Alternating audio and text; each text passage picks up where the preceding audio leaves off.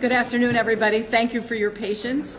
My name is Brenda Bergeron, and I'm the Deputy Commissioner at the Department of Emergency Services and Public Protection, responsible for the Division of Emergency Management and Homeland Security. So we've been very busy the last day or so. You're going to hear from a lot of different speakers. I just want to start as the person responsible for emergency management in the state, working with the Commissioner of DESPP and my partners both at my agency, State Police and others, and so many other state agencies and municipalities, municipal officials. I particularly want to give a shout out to Chief Pelletier here in Oxford. He's the Emergency Management Director, and in emergency response, it's the Emergency Management Director who is the point of contact for everybody in that town.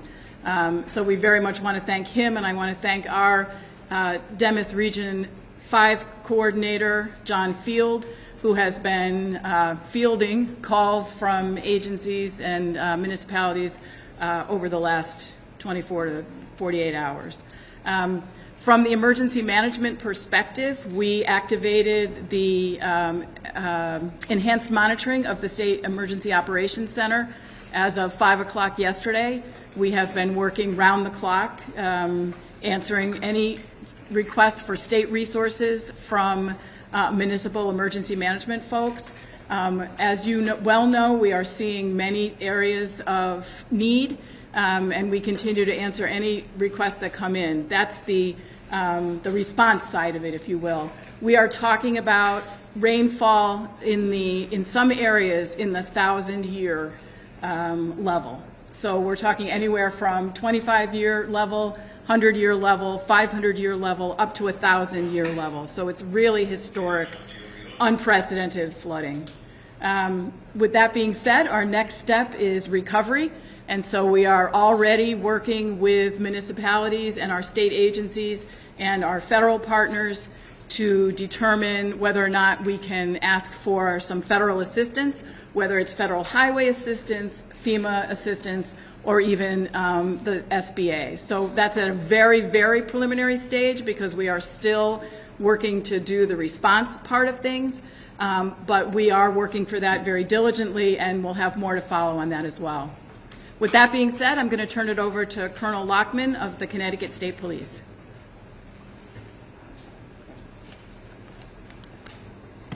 Good afternoon, everyone. I'm Colonel Daniel Lockman, Commanding Officer of the State Police, and I'd like to provide you an update with the flooding that occurred within the state, specifically the town under Connecticut State Police jurisdiction that received the most impact, which was Oxford.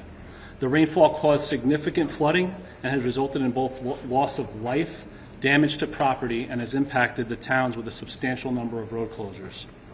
Last night, the Connecticut State Police assisted with assets and in personnel in the rescue efforts to extract those who were stranded in Kettletown State Park, as well as Jackson Cove on Lake Zora. The only access to rescue was by boat.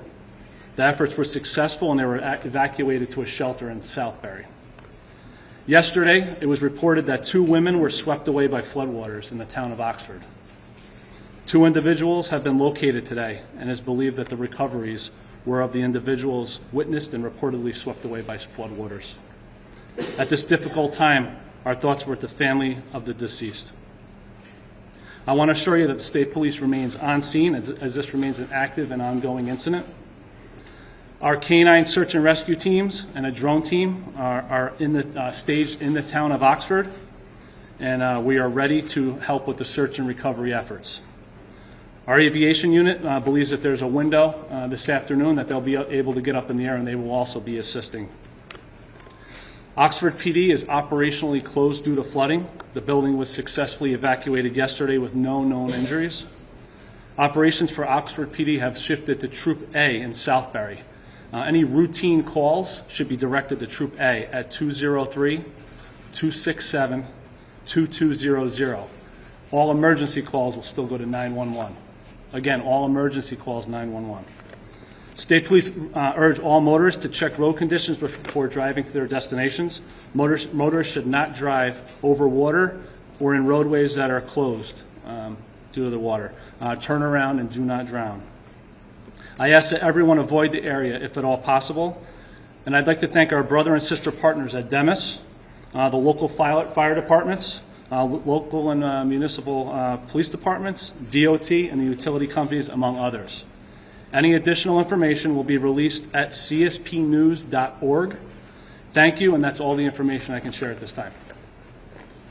I'd like to introduce the Commissioner of the Department of Emergency Services and Public Protection, Commissioner Ron L. Higgins. Thank you, Colonel. Good afternoon, everyone. As you've heard from both our State Emergency Management and Colonel Lockman of the Connecticut State Police, we have been and continue to work around the clock to make sure that resources are deployed. We are in constant communication with all of our partners at the local, state, and federal level. As you heard Deputy Commissioner Bergeron share, we are working with them closely on going from response to recovery. We know that working together is crucial, and that's what we do in this state. We work together with our partners all over the state on the local, the state, and the federal levels. I want to say I'm grateful for the partnerships of our emergency management teams. John Field, who's been doing an amazing job fielding calls around the clock. They have slept very little, very little. I also want to give a shout out to our first responders who supported those community members in the town of Oxford over the last 24 hours in their time of need. I just want to say that we will continue to work with all of our partners, as I said before, and as you've heard, on the federal, the state, and the local level, to make sure that we have a well thought out recovery stage. At this point in time, I'm going to bring up our Senator Blumenthal for remarks. Oh, okay. I think we could have I'm sorry. Commissioner Ucalito. Is it Commissioner Ucalito? Yes. Commissioner. Okay, sorry about that. My name is Garrett Ucalito. I'm the Commissioner of Connecticut Department of Transportation. Just a quick update from our side. So just on the state road side, as of this moment, we have 27 reported closures of state roadways. That number may increase or decrease at any moment. So I encourage the public to check ctroads.org. That is where we constantly are updating the status of our state roadways. That does not include local roadways that may also be closed. I do want to thank our partner first responders as well as our partner local DPWs have been working all night to try and secure our infrastructure. A few important points is if there are cones or barrels or caution tape up, I strongly am encouraging everyone to adhere to those signs. Do not cross those roadways. You don't necessarily know what is underneath the pavement. The pavement could have been undermined. The bridges could have been impacted by scouring. That caution tape and those barrels are up for a reason. The other important point is that there may be future closures that we identify as we are spending today inspecting everything. We've had several hundred crews out there looking at all of our infrastructure, inspecting above and below the surface of the roadway and the bridges to see what we may or may not be able to find. As water continues to move down our water courses, debris is in the waterways. That may clog our culverts and bridges, so that may also end up impacting more infrastructure. We're hopeful that is not the case, but it's just because today you may have passed over it, tomorrow it may end up being closed, so pay attention to those barrels and cones and caution tape. The other important thing is it's going to be a long recovery, so I know I'm going to be asked when we're going to open certain roads, and I am honestly saying we don't know. We need to fully inspect every single bridge that has been impacted and the pavement that has been impacted, and until we do that inspection, until we talk to our contractors, we do not know when those bridges or roadways will be reopened. So I'm asking for everyone's patience, and please be safe and avoid passing through those areas. Thank you. Good morning. Katie Dykes here, Commissioner of the Connecticut Department of Energy and Environmental Protection. I want to provide an update on a few of the different operational impacts associated with DEEP's programs. First and foremost, yesterday I can share with our Bureau of Outdoor Recreation that we worked very closely with first responders to help evacuate nearly 50 campers who were stranded at the Kettletown campground when a bridge that is the only access point for that campground was washed away. So all of the campers were able to be evacuated. In total, we had 45 persons, including campers plus 3 DEEP staff who were at the campground, and they were safely transported through to the on shore safely through a boat rescue. The American Red Cross provided support. I want to especially thank the fire departments from Kent, Sherman, Southbury, Gaylordsville, and Middlesex, and Litchfield County coordinators who helped us, as well as our Deep Encon police, to conduct the boat rescue.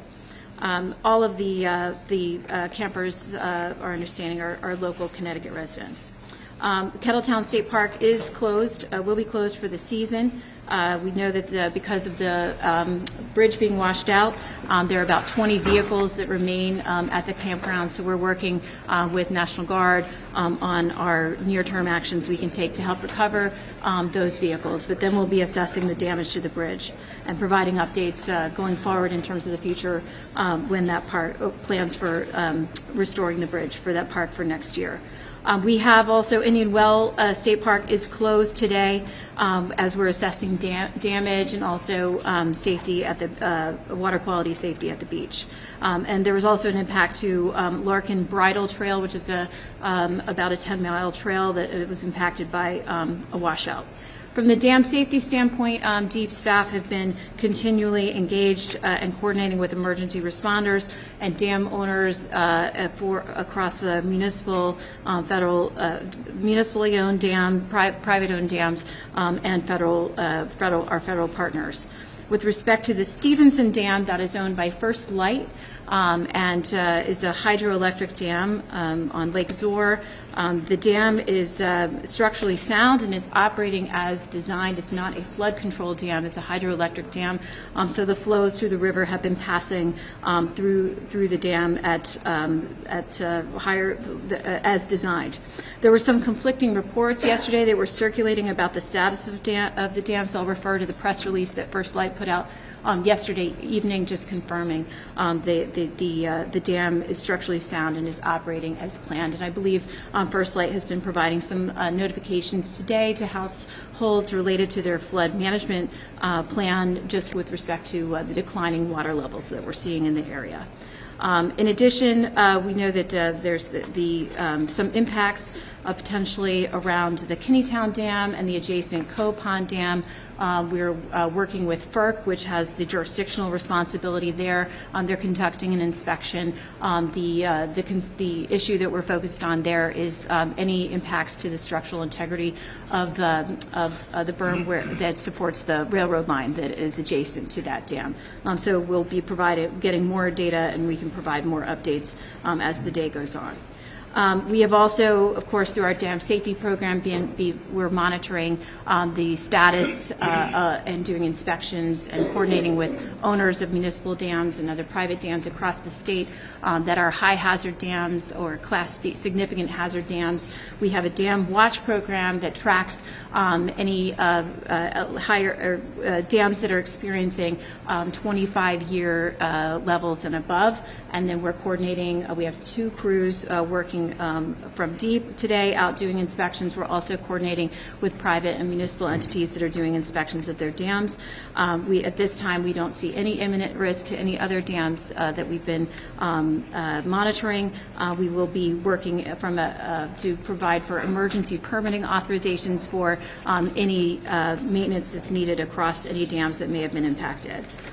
In addition, we are seeing reports of debris in the water, for example, oil tanks and so on and so forth, for example, that have been, we're surveying by drone at Lake Zor, and we're also in touch with municipalities and others who may be seeing debris impacting marinas and so on downstream.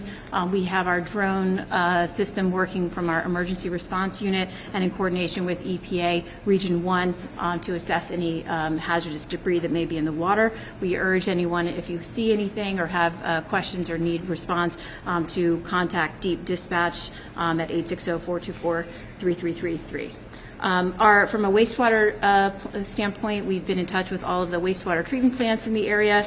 We're not seeing any damage to facilities. The operational impacts are consistent with what we would see during a high rainfall event, and we're providing any info with respect to sewer overflows through our normal reporting channels on Twitter. We are going to be working very closely with our colleagues at the Department of Transportation to provide for any emergency permitting authorizations needed so that they can expedite their work. And finally, I'll just note that, of course, this is a very historic and unprecedented rainfall event, and it's consistent with the accelerating impacts of climate change that we're experiencing. We have a strong track record here in the state through the Deep Climate Resilience Plan program of providing support to municipalities to help them plan for the types of infrastructure investments they need to better protect communities from, as best we can, from the impacts of these more extreme weather events. All told, over the last 3 years, Connecticut municipalities have received over $108 million of federal funding, FEMA BRIC funding. I really appreciate Senator Blumenthal's presence here and the support from our federal delegation, who have really helped us receive a robust share of federal funding that's available for these types of forward-looking infrastructure projects.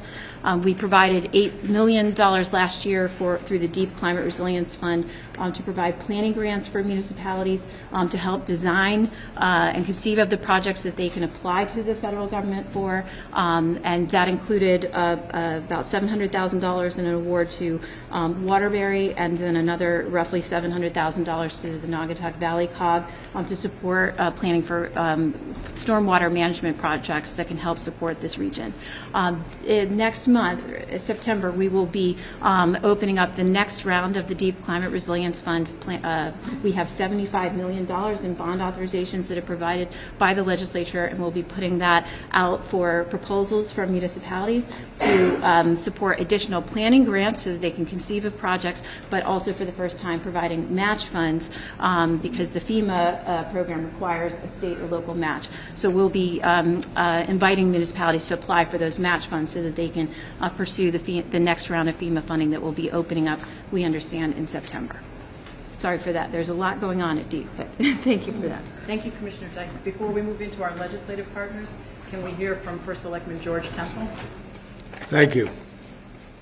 Thank you all for coming today. This is a tragic and devastating day for Oxford. We have this morning recovered 2 bodies in Little River.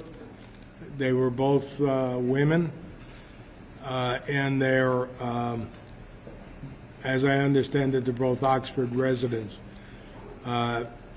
You know, I don't think our town is used to flash floods, and you know, a lot of people did the absolute wrong thing, which was try to drive through without knowing what was on the other side. But our prayers and thoughts go out to the families of these 2 women.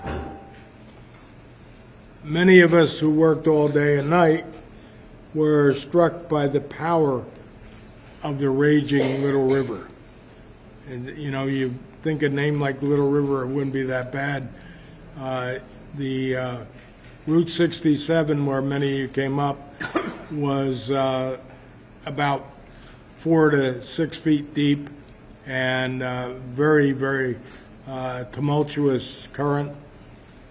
And you can see the end results if you walk down Route 67 for a while, and you'll see that the road has been caved in and thrown apart. Additionally, of course, we had several businesses that were severely damaged, and many cars were totally wrecked. Yesterday's storm left people stranded. We rescued 30-plus people from Jackson Cove, which is our beach for Lake Zor, and they were there for a birthday party for a 2-year-old child, and that included also a child that was 5 months old. We were able to, at about 10 o'clock last night, evacuate everyone safely to Southbury by boat.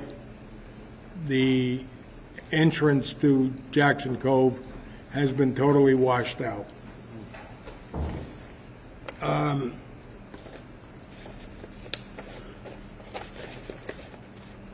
I would like to thank our firefighters, our ambulance crews, Public Works Department, and police officers who worked all evening to keep us safe. And, I was there, and I'm proud to have such men and women serve the town, and I am proud of our civic leaders who served the town with such dedication. We will overcome this in Oxford, and we will build better than ever because we're Oxford tough. Thank you. Thank you, First Selectman. Senator Blumenthal? I want to join First Selectman Temple in thanking the first responders, the police, firefighters, everyone who was out last night and who will continue to be out in the days ahead, and express my condolences to the loved ones of those 2 women who perished. The First Selectman said that Oxford isn't used to flash floods. Neither is Seymour or Newtown or Danbury. I just came from Seymour.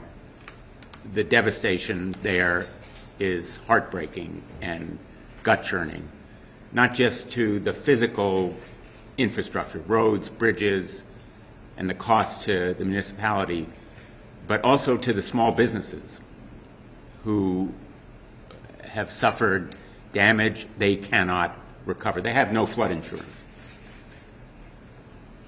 Because who would have thought the little river would turn into a gushing torrent of destruction, which is what happened.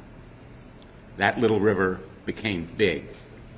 It became a huge gushing torrent of destruction, not only in Seymour, but here in Oxford.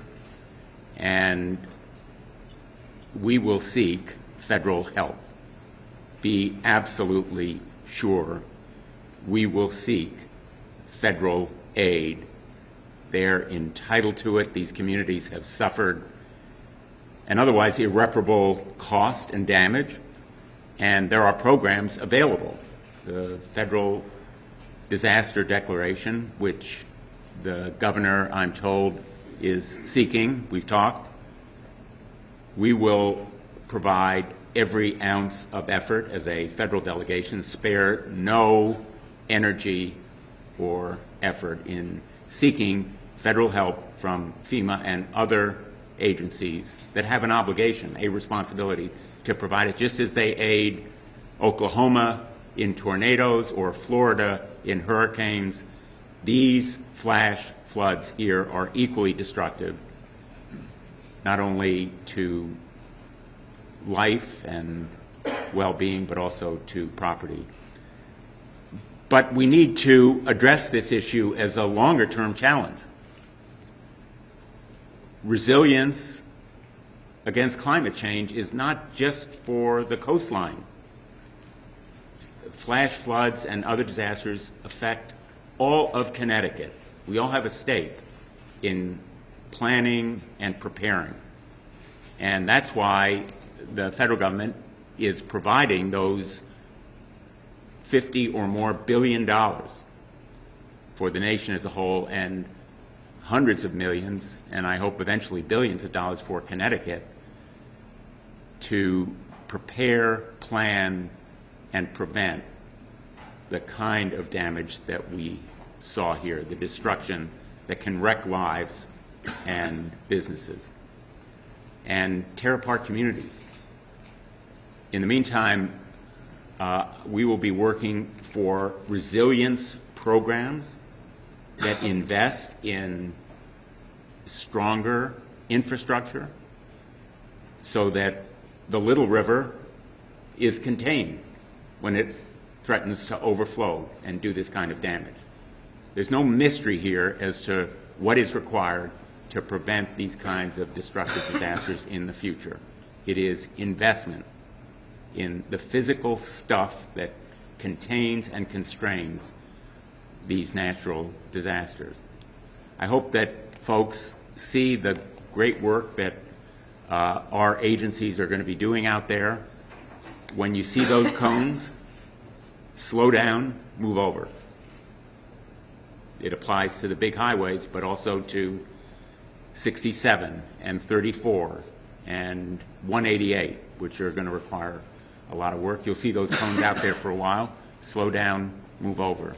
The guys working out there are doing a job under difficult circumstances, and the state police who are out there are also doing their job. So I know that towns have already started the recovery work, and we have begun drafting the papers that are necessary for us to support a disaster declaration. It will be targeted at the communities that have suffered losses, and it will be in partnership with the state and Governor Lamont, whom I'm pleased to introduce now. Or we could hear from our local representatives, state representatives. Let's start with Representative Laviola. As the local state representative here in Oxford, I live just right around the corner. I can tell you that the people of Oxford, we're hurting and our hearts are breaking. So we need a lot of help. And we're just really moved by the response by the governor, by our senator, the federal and state authorities, our agencies, our commissioners who are here, and their staff. And we're just so pleased and thankful for all the good work that they've already begun, because we need it. We need it now, and we're going to need it for the next few weeks and months ahead. Thank you. Thank you, Representative. Senator Frupa. Good afternoon, everyone. Thank you all for being here. I also offer my condolences to the two Oxford residents who were tragically lost as a result of this historic flooding. Some people have called this a 1,000-year storm. I'll remind those of you that are old enough to remember that 69 years ago yesterday was the flood, the Great Flood of Waterbury, which put the downtown Waterbury and all of these valley towns underwater. I'm thrilled to see that we have our members of our federal delegation in Washington here. We have our governor here who interrupted his plans to be here in Oxford. I had a conversation with the governor. We have an agreement, if you will, that the state will provide through its agencies all of the resources we need to get Oxford back on its feet. Oxford got sucker punched yesterday and then taken out at the knees. Our infrastructure is broken. Our main highway that runs through this town is broken. We have a loss of life. We have a loss of businesses. We have people that have had significant damage to their homes. And we will need the full strength of the local government and the state government and the federal government to fix this beautiful town and get it back running in the right direction again. But thank you for being here. Thank you, Governor, for making this a priority today as well. Thank you. Thank you, Senator. Senator Huang. Thank you. State Senator Tony Huang. I represent Newtown and Bethel. I want to thank the governor for interrupting his vacation to be here. It is important to have the leadership show. It does matter. My heart goes out to the people of Oxford and the loss of life, but this was a region that got hit in a devastating sheer force in a show of Mother Nature's power. When we talk about the rainfall, I just checked. The average rainfall for Oxford and Newtown for the month of August is about 3.5 inches. We got over a range of 12 to 16 inches of rainfall this past weekend. It is a catastrophic amount of rain. No infrastructure could accommodate it. That being said, what I saw today in going out with law enforcement and first responders and getting firsthand view of the devastation is, it is not just what you see in the pictures. It is the infrastructure damage that we don't see. I sit on the Transportation Committee. I want to echo Commissioner Euclid's reiteration that if there are blocks and if there are detours, respect it. Do not be sightseeing to get that photo or get that video, because the structure is unsound. It is truly, first and foremost, a public safety concern. I think the second point is the fact that we are going to need collaboration from all sectors of state, local, and federal. I'm so grateful, I'm going to repeat again, I'm grateful that the governor has made the effort to show his commitment to the residents that I represent. But I think the second point is also for us. I know I speak for Senator Berthel, Senator Kelly, and Senator Harding, who will speak afterwards, is we have reached out and asked for the federal government to declare this region a disaster area so we can get the federal funds that are necessary for restoration of infrastructure and also be able to salvage and support those families and lives that have been disrupted. This is what we do as legislators. We are here to advocate for our community, but it can't be done without the agencies and the first responders and the people that make the entire system work. So I'm happy to be a part of it. Thank you for having me here, Mr. Temple. Sure. And I think it's important. Every one of our towns need to work together and help the people in need. They need it now. Thank you. Senator Harding. I just want to echo what Senator Wong had mentioned. This is a regional issue. Obviously, it seems like Oxford, unfortunately, got hit the worst. But the eastern end of my Senate district got hit pretty hard as well. And I appreciate the governor, I appreciate all the state agencies and the federal delegation for taking this with this serious nature they should be and doing what we need to do to build back from this. Because a lot of this state, a big broad swath of western Connecticut is going to have a lot to build back from, unfortunately. And with the help of state government and federal government, hopefully we can, and local government as well, we can work to build back for our constituents and our businesses. So thank you.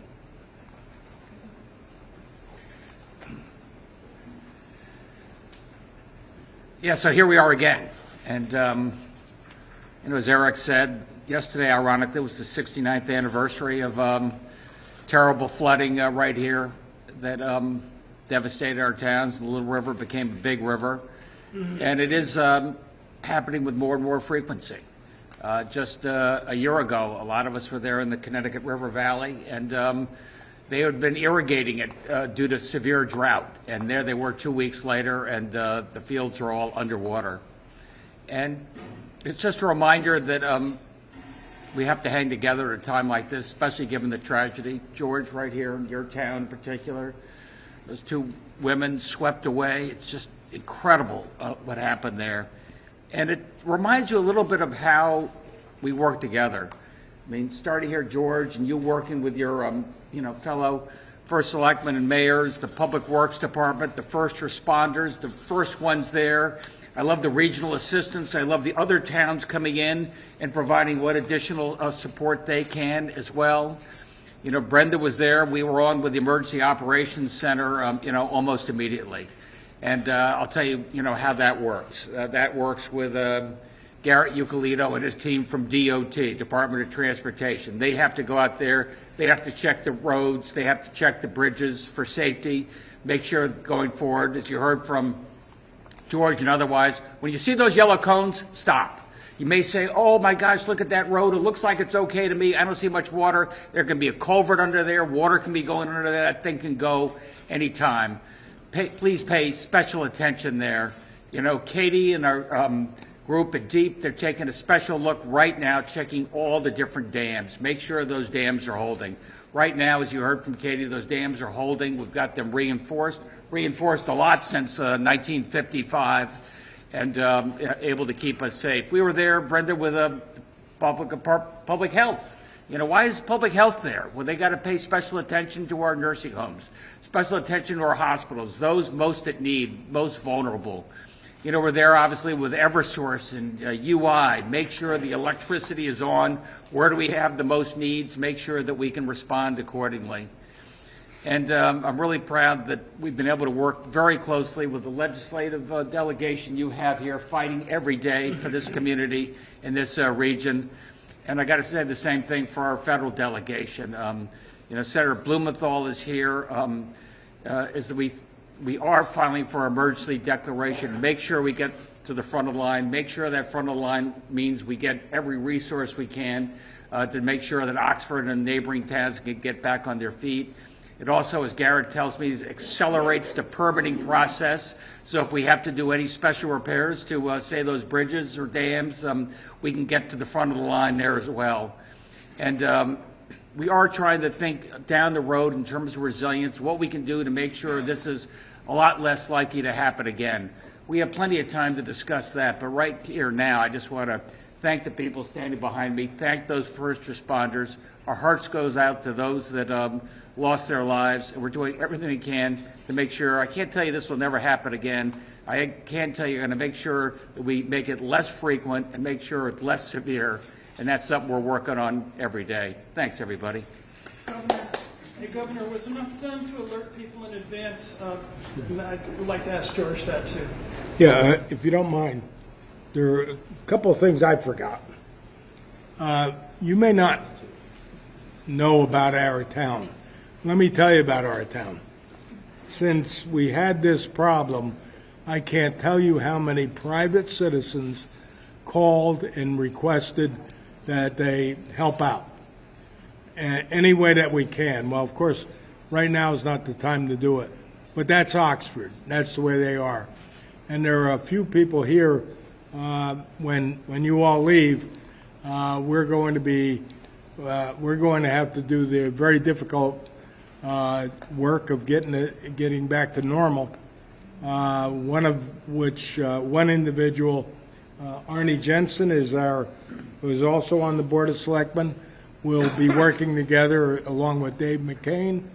And I want to thank my administrative assistant, Kristen Rosa. She did a great job during this. And, of course, Scott Pelletier, who is our emergency services coordinator. He did a wonderful job. And Jim Haliva, who has to put together the bills, and hopefully we get it paid. Is there any more information on the unfortunate situation with these two women? Were they in a car? Do you have any information on how? Yes, it appears that they were both in a car. Is that correct, Scott? Correct. Okay. And how, okay, I just want to find out how were they recovered, because we heard one was recovered earlier this morning and then one in the afternoon. So I don't know.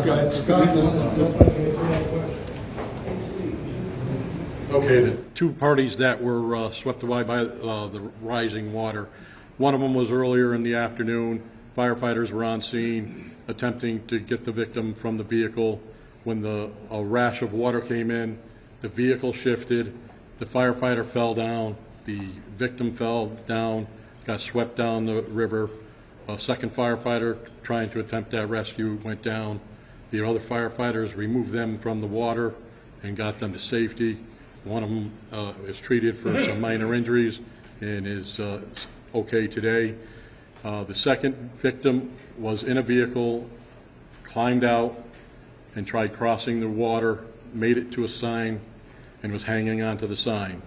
Firefighters were in there with a high-wheel vehicle trying to get to her, and the racing water was too much for her, and she got swept away. Forgive me for my confusion. So these three people were not together. Two were together. Two separate incidents, two female victims. And is there any concern with some of the water that's now in the area to homes or businesses because of the flooding? Are you concerned with wells? Or The health department has been out, going to be checking the area, deeps in the area on scene, because most of the homes that have been flooded have oil tanks in them. We've had dozens of propane cylinders floating down the river leaking. We've been trying to retrieve them and secure them as best we can. We've currently completed the recovery of the 2 victims today, early this morning, and a little while ago. So that has been taken care of. The state police are taking care of the investigation and notifying everybody on that. And we'll continue to monitor the situation and assist any residents in any way they can. Just to be clear, are there any other ongoing rescues or search for people that may be trapped in their homes at this time? No, we've checked everybody that's called in. We've been to everybody that called, checked. Everybody is safe at this time. We have no additional requests for rescue. George, was there enough done to alert the people in advance of this yesterday? How do you think about that? Well, I don't think there was enough advance notice. We get, every year we get probably 30 of these flash flood warnings. And as a result, most people ignore them. And, this didn't seem like any different than any others. As soon as I was aware of that it was going to be a problem, though, we went out and fought it. The firemen were out there. So, it just came upon us like lightning. As you said, 6 inches an hour. That's that's not expected here. We also saw some houses near Lake Zor and the dam. Are there a lot of homes that have been damaged? And I think you mentioned early on the insurance. Really, people don't necessarily have flooding insurance in that area. Yeah, I mean, that could be a problem. But there was damage to homes. I know of one where the foundation collapsed, and they had to go to the to stay in a hotel. So, unfortunately, there was that.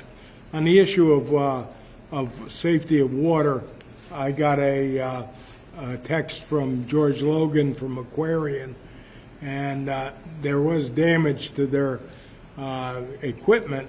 However, it has no impact on the quality of the water, and they will continue to provide water as needed. So that I wanted to get that straight.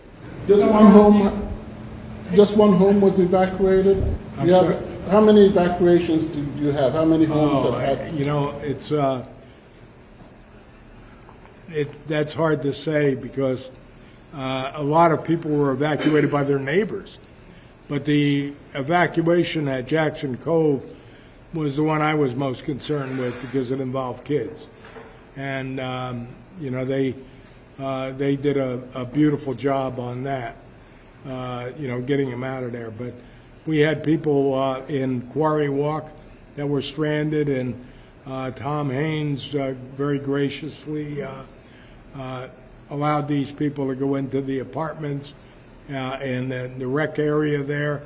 So, that was fine, but, everybody's back, so. Can we talk about the collaboration a little bit? Obviously, there were a lot of, and Chief Pelletier, I don't know if this is more of a question for you, but just there were so many different agencies that came into Oxford to assist. Can you talk about that collaboration of working together? Yeah, that's part of our standard mutual aid understanding and agreement that we have with all our local partners and the state partners. We had assistance from the Beacon Falls Fire Department because of the way the water was coming. We were cut off from getting to the south end of town, so they came in and were able to assist there. We had the Seymour Fire Department came in to assist with us on a rescue over on Route 34. We had to rescue an individual from his home. They used boats and got them out. We had the USAR team was the one that went and performed the rescue of the civilians at the Jackson's Cove, and that's one of our regional assets. Southbury has been hit pretty hard with water issues too. They had some regional assets there, and when we were running at the height, they were low. They sent some of those assets to us, and we were able to completely do everything we needed to do and get everybody safe. And we were able to shelter anybody that we evacuated from cars or buildings in our 3 fire stations. And as the Selectman said, we were able to utilize Quarry Walk we had 140 people that couldn't go anywhere. The roads were washed, you couldn't go. So Tom Haynes did shelter them in his apartments. The daycare that was there opened up, and we put families in there with the kids. And our Market 32 partners fed everybody, fed the firefighters, fed all the families, and it was a good collaborative effort between everybody. Our Public Works going side by side with us, getting roads open, Eversource, getting power cut down so we can get into places. So it works as a collaborative effort. It's a lot of stuff that happens at once, and the volunteers, they did a great job getting everything done and getting everybody safe. The unfortunate is we did have 2 fatalities. Just to clarify, are you guys under a state of emergency, or is there a disaster declaration officially been declared yet? Town of Oxford, the first selectman declared a state of emergency at 6 p.m. yesterday. Is there any assistance going to be brought in for these first responders? Obviously, that's a very, your job is to respond, but that was a very upsetting situation. Correct. We will handle a debriefing, and we will offer any assistance if anyone needs any assistance. There's more rain in the forecast today. How concerned are you to some of the concerns that Commissioner Ucalito laid out with debris, damage under the roadways that people can see? How worried are you about more damage? We're worried about that because people do not obey anything that we put up. They don't obey the signs. They do not obey, don't drive on roads with water on them. So that concerns us. But hopefully the amount of rain that's coming will come at a moderate pace, and the basins and the rivers should be able to handle that. Would help, hopefully, no other major issues. Governor, the timeline between the disaster declaration and that federal money actually getting to these communities, what's the typical outlook for that? How fast can people expect to see those federal dollars come to these communities? We have filed for the emergency declaration, and Garrett and the team right now that the weather has cleared a little bit, we're able to do a better assessment of the nature of the damage, be it to our public infrastructure, private homes, local police station here. So we'll be able to get a good bead on that and file, I think, by, within a week or so. And, Ken's question about, did we do enough in terms of this warning? All I can say is I've been through a few of these. Weather predicting is not an exact science, but Brenda was saying in this case, I think National Weather Service did a pretty good job. You never know whether it's going to be 6 inches over 3 hours or 6 inches every hour for 2.5 hours. And this was as severe a storm as we can remember. These rain bombs are sudden, and they drop hard. And we got text messages out to all the people in these local communities. That doesn't work for everybody. You have a senior or somebody who's maybe not connecting that way, reach out to them and do what you can as well. But I think the response was pretty good. But you know what we do now? We debrief and see how we can do it better next time. Let me just add a word on to Mike's question about the timing of the federal declaration. The way it works, as the governor described it, is the governor takes the first step, files for an emergency or disaster declaration, and then it is reviewed by FEMA. And we got to present evidence. We can't just say, give us the money. And we have begun documenting. I did this morning, taking photographs in Seymour. That kind of devastation is similar to what happened when Connecticut was struck by the microbursts. You may remember Brookfield, Hamden, the Danbury area, where the disaster, in effect, was targeted. You could drive down a street, and one side of the street was devastated, the other was untouched. But we got the kind of help that we needed. I would say it is probably a matter of weeks, I hope not months. We're going to push very hard. I met with business people this morning who are shut down. As Susan asked, what happens to those businesses? They are closed. They are unenterable by order of the local health authorities because they are a real and present danger. There are propane lines that have to be secured. There are other kinds of utility and power lines that have been severed. The ramifications here are not just what you see. They are literally underground everywhere all the time, and that's why the federal declaration has to be pursued as soon as possible. And I think the state has always done a really good job of documenting, collecting evidence, and I can tell tell you our delegation is going to be laser focused. We're going to be on this quest full-time right away. Senator, FEMA has said that it's already run out of disaster relief funding for this year, for the second year in a row. So where is this money They're going to find actually more. come from? The nature of emergency relief and disaster aid is you find it. They have found it for other communities and states. They're going to find it for Connecticut. For the homeowners and the businesses, how much does federal aid cover? The federal assistance, how much does it cover? That will have to be determined, but there are specific criteria. It isn't necessarily the cosmetic repairs, more structural, and it can be part of what the municipality requests. So we're going to be as broad as we can possibly be in collecting damage relief for businesses and homes as well as municipalities, even though it is more difficult to cover those kinds of costs. Thank you, everybody. Thank you for this opportunity.